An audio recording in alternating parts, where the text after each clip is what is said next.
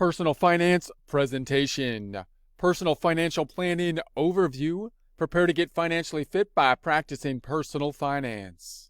Personal financial planning is the process of managing your money in order to achieve personal economic satisfaction or financial freedom. Note that there's going to be a difference between personal finance and corporate finance, although we're going to be using similar tools oftentimes in both of them. The corporate finance often being easier because when we think about business finance, what we've actually done on the business side of things is separate the personal from the business so that we can focus in on the business, and the major objective for business from a financial perspective is revenue generation. In other words, a corporation is generally there to generate revenue for the owners, which are going to be the shareholders. They generate revenue and hopefully at some point in time give that to the shareholders in the form of dividends so that the shareholders can then use it for their own personal financing at that point in time. So you have a goal then on the business side, which is actually very refined down to a business objective. On the personal side of things, part of the personal finance is choosing what your personal goals are. The financing then isn't there just simply for revenue generation for the sake of revenue generation, but rather to meet some kind of personal goals that you're going to be setting up. So it's a lot bigger of an umbrella, a lot bigger topic when you're talking about personal finance than on the corporate finance. You're going to still have the objective of revenue generation, investing money, growing money, but you have the wider objective of needing that money for a particular goal. So the general idea on the personal side of things would be to say, I need to set those particular goals. I need to see what the long-term goals are. What are my short-term goals? What then are going to be the financial needs in order to meet those goals? And then what tools and resources can I put together in order to meet those financial needs so that I have the money to do what I want to do? So for that, we need something like a financial plan, which could include things like a formalized reports, which can be your financial reports, including the past data accounting type reports, income statements, balance sheet type reports, and future reports, which are going to give some idea or perspective what we think is going to happen into the future to meet particular goals in the future. It's going to summarize current financial conditions, meaning where do we stand right now in terms of our financial plan with regards to finances. Those are usually accounting records, which would include, say, the balance sheet, which would list out the assets and liabilities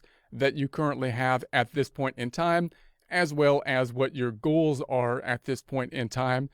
Analyze financial needs. So now this is a mansion here. We might not need a mansion, but those are going to be our objectives into the future. What are we going to want in the future? We might be breaking out our goals in terms of long-term goals, short-term goals, things like retirement on the long-term, graduation, and so on. Short-term goal to meet our immediate needs in the immediate future for our current spending needs at this point in time. And then it's going to give us our recommendations for future financial activities, give us a type of roadmap that we can use to move forward, so we have a guide as to what we're going to be doing going forward, noting that that roadmap, of course, will not be perfect. We will skew off the road, but as long as we have a roadmap, we can compare in what we're doing compared to what we had planned to do, and that will usually result in better results. So what are the advantages of financial planning? It's going to increase the ability to obtain, use efficiently, and protect financial resources. So clearly, we want the financial resources for a goal. We have a goal for the financial resources, not simply to get financial resources, but to get them in order to achieve something. As we obtain them, then of course we have to do that efficiently, and we also have to protect them. So as we have the financial resources increasing, you might think, well, that's a great thing, and it is a great thing, but it also comes with a burden because, of course, now we have more stuff that we got to manage, in managing resources. Liquid assets especially can be something that is time consuming, and we want to make sure that we do that properly. Increase control over our affairs. So we want to be able to have the control over our financial affairs. We want to make sure that we have the resources growing to the point that we need them for our spending needs, for the goals that we have set, and that we want to have the ability to spend the money in a format that when we need it, meaning Those are two often different kind of objectives. When we're growing money, sometimes the money's locked away and we can't get to it as easily, and we're going to need to spend it. We want to manage the point in time that we're going to be needing to actually take the money out and spend the money for our financial need. Improve personal relationships. Now, when people think about personal relationships, just talking about money often isn't the first thing that they think about. Oftentimes, people actually avoid discussions of money in personal relationships. And even when I work on business sides of things, when people get together and say a partnership specifically designed for business and their family members or friends for a long period of time, they often kind of overlook some of the financial discussion because they kind of feel like they should know each other so well. I assume that they don't need to discuss finances or something like that because they just intuitively know.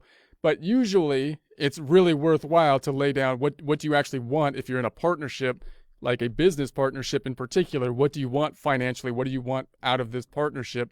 And if you're in a marriage, it's a similar kind of thing. It's usually a good thing if you could say, okay, do we want to combine our finances together? What are your views and objectives in terms of finances? Do we want to have separate accounts or joint accounts? All this kind of stuff, which is usually a good thing. The more clarity is usually good.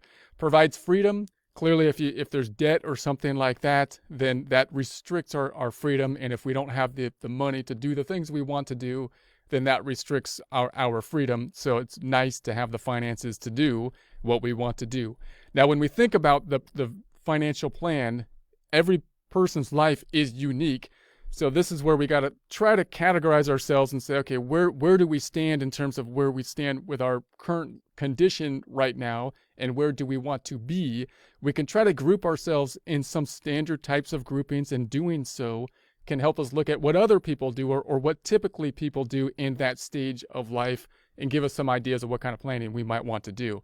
So we have the adult life cycle, things like stages in the family situation and financial needs. We'll talk about these in more detail just to list out some things that you want to consider in your personal circumstance. Again, every person having unique circumstances, but we can get an idea. We can kind of group or compile together, general life cycles, and then you can look at them together. So we have the life situations, including things like marital status, home size, and employment, major events in life, including things like graduation, marriage, divorce, birth, career change, and health changes. So these things, and then we have values. These are things like ideas you feel to be correct, desirable, and important. So we'll go through some of these in a little bit more detail. Now, first we have the age. Clearly, if you group by age, that's going to be one factor that we can kind of compare to other people in similar ages. Other people will have different life conditions, different goals in every age in their life, but we can get some generalities in terms of what people are usually looking for in a particular age, and that can help you to kind of think about what you would want to do going forward. Also note that people's desires will change generally drastically from age to age. So as we go through the process, then we can look back and say, have we achieved the goals that we were looking at before, and or have our goals and objectives completely changed as we've gotten older, and so on. Marital status, as we talked about, could include single, married. We've got divorced or widowed. These will all have significant impacts on our finances. Clearly, when you're single, you're going to be having different financial conditions. If you're married or planning to get married, then you're going to want to start thinking about on the finances, how, what are the different objectives of the individuals so they're known. Do we want to combine the finances? Do we want to have separate kind of finances and run things? How do we want to basically put things together? So number and age of household members. So, do we have a big household, small household?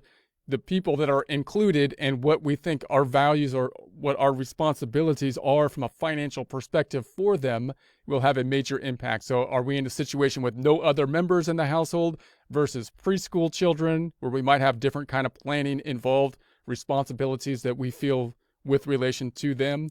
Do we want the school responsibilities and graduation and college and this kind of thing? Elementary and secondary school children, college students, clearly that will change, so your perspective on these things over time is going to have to change and evolve as things and conditions evolve. Developed adults in the household and non-dependent adults in the household. So then we can have things like the employment status. Are we a full-time student? Clearly, our financial circumstances will differ if we're a full-time student versus not employed, full-time employment, and the part-time employment. So we want to kind of think about what our objectives are in this situation as well. If we're a full-time student, is our objective full-time employment, or are we a student because we just want to learn things and we want to, and we're going to be a part-time employment after that, or what are going to be our career goals? What kind of financial conditions might we have in the future? These will clearly be unique to individuals, and they're going to be a big part of the financial planning. Common financial goals. So we can think about just general financial goals, which can give us some idea of what we're going to be doing throughout life. So here's just a common overview. We'll go through some of these in more detail just so you can get some ideas of typical kind of financial goals that you would be thinking about or planning for. And then when we get down to the more details in terms of things like budgeting and things like, investing, what type of investment tools can you meet? You want to have your goals and your strategies in place for that. So you might have like career training would be a goal that is very common. Create an effective financial record keeping system. So having your books basically set up, your accounting books are basically measuring your performance as you go. So remember, the accounting fits into this because that's going to help you determine what your performance has been and where you currently financially stand, so that you can then use that information to plan or project out into the future. So we have develop a regular savings and investment program. So once we have our plan put together, we've got our goals, our long-term goals and short-term goals. We want to budget our current spending so that we're in range, a good range for our current spending, and hopefully able to manage to put some money away to meet longer-term goals, like if we need a car in the future, a home in the future, for school in the future or something like that, or for retirement in the future. Common financial goals and activities continued, having an emergency fund. So we might want to, at some point in time, of course, have some money put away in case there is an emergency, so we have it. So when we have our financial planning goals, we want to have the long-term financing if we're planning for retirement or something like that. Oftentimes we're locking money away in some ways, and if we take the money out, then we're often penalized for it. Or we might have certain types of investments that we can't get to as easily, like CDs or something like that, without it costing us to take money out. And it's useful then to have an emergency fund, which may not be earning as much money over time, but is there in case you need it. So if there is an emergency, then you can pull the money out quickly and deal with the emergency that comes into play. So that is an important and a great luxury to have. Gives you your own kind of insurance. That's your own personal kind of insurance plan. In case an event happens, you can take action when action needs to be taken. Getting appropriate insurance coverage. So clearly the insurance needs will change throughout life. What kind of coverage you're going to need. What would be a sufficient amount of coverage. So that's another consideration. Clearly create and implement a flexible budget. So once you get down to your goals, your short-term and long-term goals, the budgeting is usually going to be, once again, kind of like an accounting situation. But the accounting, remember, is going to kind of guide you on the past performance, what you've done thus far, what you've done in the past and where you stand in the current point in time. Budgeting is not so much a long-term. You're usually thinking about a short-term goal setting into the future, meaning you're budgeting out month to month, year to year to meet your short-term goals, so that if you keep on that track, you're able to meet the long-term goals, which are things like saving for a car, saving for like retirement, and so on and so forth. So you want to have kind of a picture how this all fits together, because like I say, there's a lot of different components. If you were to compare this with a corporation, you're talking about a lot of different things here, right? The management in the corporation would set up the long-term goals, and then you'd have the bureaucracy in the corporation, the lower level management dealing with the day-to-day kind of decisions, and then you'd have the accounting people in the corporation doing the current finances, and then the budgeting. These would all be, separate kind of tasks if they were on like a corporate level, and on a personal side, obviously we don't have as much money going through on the personal side possibly, but we do have these different needs that we're kind of managing at the same time. So we have the common financial goals and activities continued.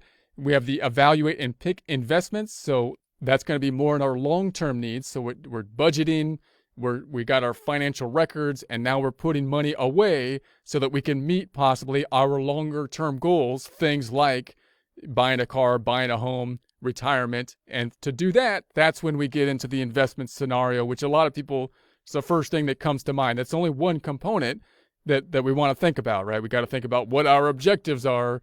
Then we got to think about our long-term goals and how we're going to meet them. And then we can think about kind of the tools that we're going to get in order to get there. And that's going to be including investment tools and strategies in terms of putting the money away. Make and implement a plan for retirement goals. So, of course, we want to then think about the retirement strategy that we're going to have. That's for individuals, that's one of our most long-term strategies, and therefore one of the most complex ones, because the further something out is into the future, the more uncertainty there is and the more difficult it is to plan on. The only further out we can go is if we were doing estate planning from the individual side. After our death, where's our money going to be at that point in time? In our lifetime, the longest thing out is kind of like retirement planning. Therefore, it's often got the most uncertainty, most unknown components to it, and can be, therefore, one of the most complex. Create a will and make an estate plan. So then, of course, you got to think about what you're going to leave behind at that point in time. And that is kind of going beyond retirement.